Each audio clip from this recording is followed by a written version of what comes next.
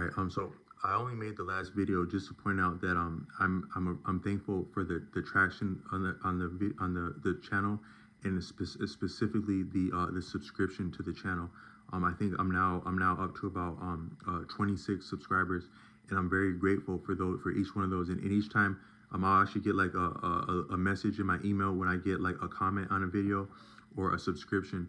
And it's the coolest experience is actually to see that someone subscribed to you like the middle of the night, and someone just subscribed to your channel. That's really amazing. It's an amazing sensation. But I wanted to say is that I don't, because of that, I would like to honor the engagement that someone would subscribe to the channel by bringing forth valuable content. That's my intention. That's my inspiration. That's what I've been working towards. But that's what I'm more redoubled, re-inspired, recommitted, re-engaged to offer value. However, I think that I have an idea of I have some ideas that I'd like to enunciate, but they're nuanced, and they're a little bit, they might have more value and also more challenge to approach. So I have some sources that are actually in my possession that I want to engage with, to offer stronger content. And so it's going to take a little bit of reflection and even research, just in the form of enjoying some sources. So that might constitute a little bit of lag in terms of upload, and I just want to be forthcoming with that. And then I also wanted to offer more music, because I've been having musical ideas, but I recognize that a lot of the presentation of something is very important.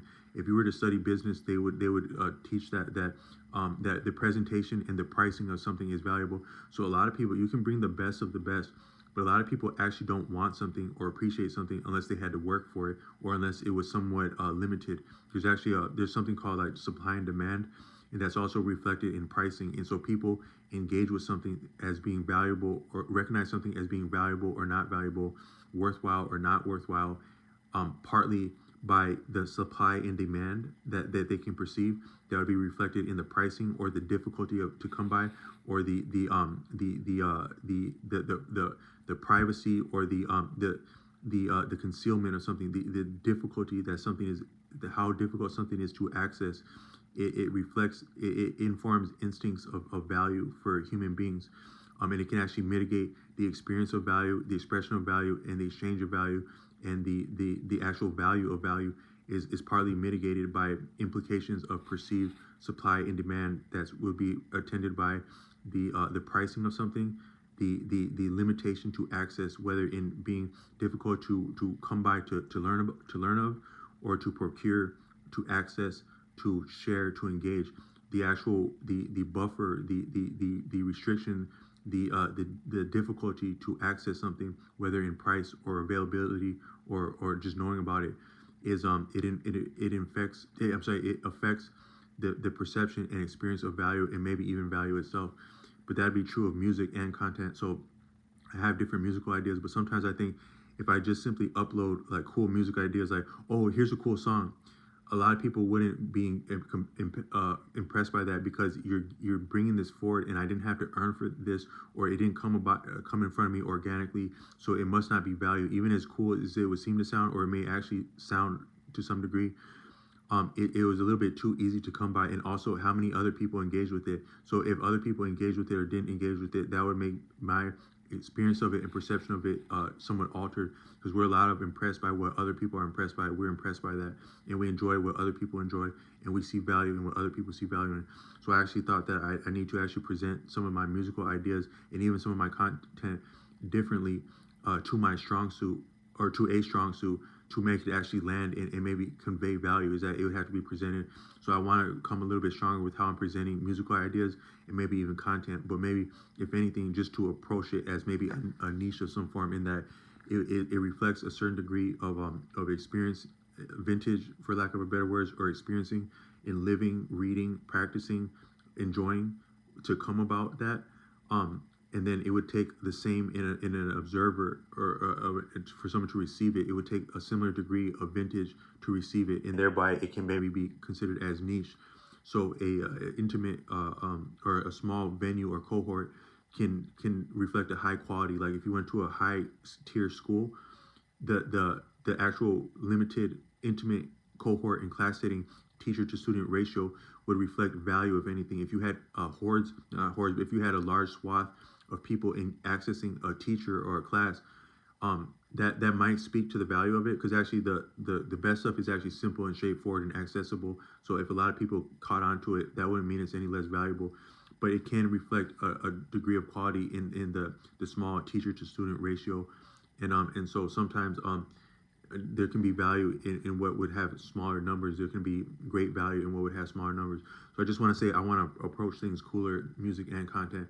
But one of the things, and just so I'm going to sign off with this video with some of my with my extemporaneous, that's like inspirational talking. But I just wanted to I'm gonna do one more video after this, but then before that I'm gonna say what I'm gonna try to come back with when I do some more footwork. Is that one, I want to come with some cool musical content, and I'm having some of those ideas, but I need to work them out better and flesh them out and render them clean, and so that it can come across, I can make it stronger and it can be received stronger and be more valuable thereby. But I also wanted to approach some topics of discussion. One is that so some people would say, so some people have said, like a lot of, if you went to if you developed your faith by going to churches in the Western in Western societies, you might hear some songs, like there's some songs that are very proliferate in their actual means of a person coming to a different understanding of themselves and faith. One of them, there's a song that says, I am a friend of God, I am a friend of God, he calls me friend. That's a first step to having a intimate, or having a deeper walk with faith, that song. But it's also been said in the Holy Bible that God is a jealous God.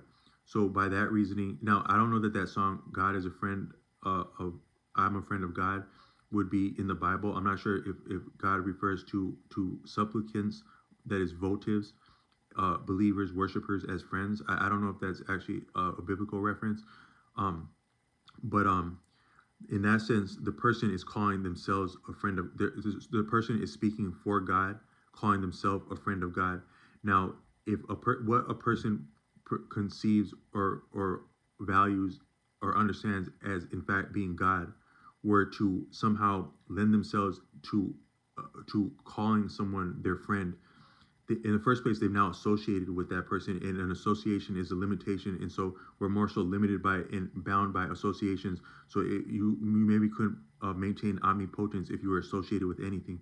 That's why in Islam, for example, there's an idea of something called shirk, which is to associate anything with God is a form of blasphemy, because that would constitute an affront to God to associate with God. And so even if you were to have even a holy trinity from the standpoint of Islam would be shirk, because nothing is to be associated with what is great, what is outstanding, what is unified, what is one. Even a Messiah, even a spirit is beyond. It is not appropriate to associate with what is completely outstanding in Islam. In some Eastern traditions where what's called great is associated as being female, even the word Allah is actually a feminine termination of that word, like that in Arabic, I think. So that would actually be a feminine word, Allah. But then I think my understanding, although that's appreciated as a masculine being, but then within some of your traditions of India, you have something called Kali, which would be like, or Devi. I'm not sure if Devi might be a younger iteration. Mahadevi, Mahakali is a feminine mother of existence, and is also to be is associated with none, is not limited or associated with, or has no consort or collaborator or cohort or conspirer, is completely outside of association, would be from that standpoint. But in biblical terms, I don't know, in Christian terms, Judeo-Christian terms, I don't know that God has referred to someone as friend, but if God were to, that would be outstanding and moving, and that person would have significant pull, if not similar pull, rivaling what's called God, were God to call someone that, but they're calling themselves a friend of God. So, but God's also been called jealous. So is God then a jealous friend? Because I don't, so to speak for a person is distasteful to many people to experience. So to speak for God would be distasteful. A lot of people speak for God, but then also to be a friend, a lot of friendship is distasteful a lot of times and jealous. So I wanted to do some videos going into that.